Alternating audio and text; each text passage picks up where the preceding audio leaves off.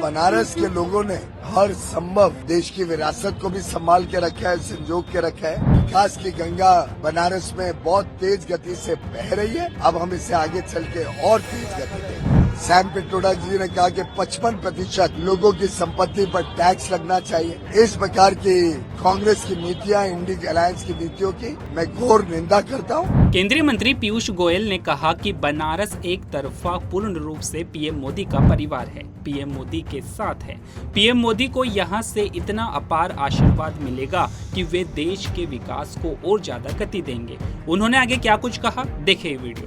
बनारस एक तरफा पूर्ण रूप से मोदी जी के परिवार है, मोदी जी के साथ है और मोदी जी को इतना अपार आशीर्वाद यहाँ से मिलेगा कि वो और ज्यादा गति दे देश के विकास को, और ज्यादा बनारस में प्रगति हो और 140 करोड़ देशवासी सुख से और बड़े सुकून भविष्य, उज्जवल भविष्य की तरफ तेजी से बढ़े। सर, आज व्यापारी वर्ग से भी आप मिलने वाले हैं, आप कॉमर्स मिनिस्टर भी हैं, आप पूरे बहुत अच्छे से जानते हैं जिस तरीके से तमाम जो व्यापार आगे बढ़ा, उस पर क्या कुछ कहना चाहिए? देखिए, बनारस के लोगों ने हर संभव देश की सेवा की है, देश की विरासत को भी संभाल के रखा है, संजोग के रखा है। और बनारस में जिस प्रकार से व्यापार बढ़ रहा है, आज पर्यटन बनारस का एक बहुत बड़ा आमदनी का साधन बन गया है। काशी विश्वनाथ के कॉरिडोर बनने के बाद करोड़ों लोग आज बनारस आते हैं और यहाँ की अर्थव्यवस्था को बल देते हैं। मैं समझता हूँ निर्यात में भी जो बनारस का योगदान है, इन सबको जोड़े तो विकास की गंगा बनारस में बहुत तेज गति से बह रही है। अब हम इसे आगे चल के और तेज गति देंगे। सर, इस इलेक्शन में हमने देखा इनहेरिटेंस टैक्स की बात हुई, कई सारी इस तरीके की बात हुई, पाक भी इस इलेक्शन में आ गया, इंटरेस्ट लेने लगा, कैसे देखते हैं? देखिए, प्रधानमंत्री नरेंद्र मोदी जी ने लगातार 10 वर्षों में लोगों के ऊपर जो टैक्स का बोझ है वो कम करने का प्रयास किया है। प्रधानमंत्री मोदी जी ने 10 वर्ष में लगातार लोगों तक सुविधाएं पहुंचाई हैं अलग अलग योजनाओं से, बिना भेदभाव के। कभी किसी का धर्म नहीं पूछा, कभी किसी की जात नहीं पूछी, कभी किसी की भाषा नहीं देखी, कभी ये भी नहीं देखा कि आपने वोट किसको दिया। बिना भेदभाव आज 140 करोड़ लोगों तक विकास की गंगा बही है।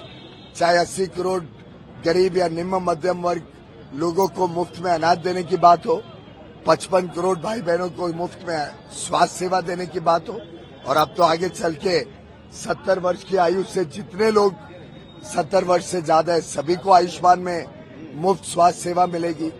चाहे वो 4 करोड़ गरीब परिवारों को मुफ्त में घर देना, यानी 20 करोड़ लगभग भारतवासियों को एक पक्का घर स्वयं का मिलना हो, या 1 करोड़ लखपति दीदी बनाने की बात हो, इन सब में कभी भेदभाव नहीं हुआ।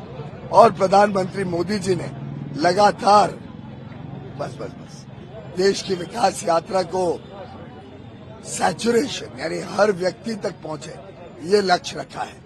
विपक्ष तुष्टीकरण की राजनीति, विपक्ष ने जिस प्रकार से देश को बांटने की राजनीति, कभी बात करते हैं हम संपत्ति का ब्यौरा लेंगे, कभी बात करते हैं हमारी चमड़ी के रंग के हिसाब से देश को बांट देते हैं। एक उनके माननीय सांसद कर्नाटक के, जो वहां के उप मुख्यमंत्री के भाई हैं, माननीय सुरेश जी कहते हैं दक्षिणी राज्यों को भारत से अलग होने का सोचना पड़ेगा।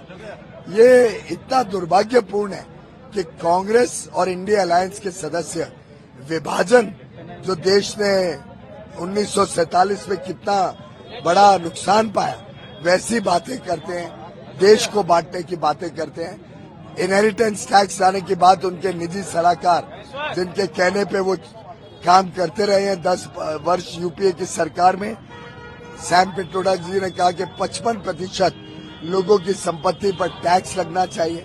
इस प्रकार की कांग्रेस की नीतियां, इंडियन अलायंस की नीतियों की मैं घोर निंदा करता हूं, और मेरे विश्वास है कि भारत की जनता उनको मुंह तोड़ जवाब देके आगे कभी इस प्रकार की बातें ना हो, ये सुनिश्चित करेगी।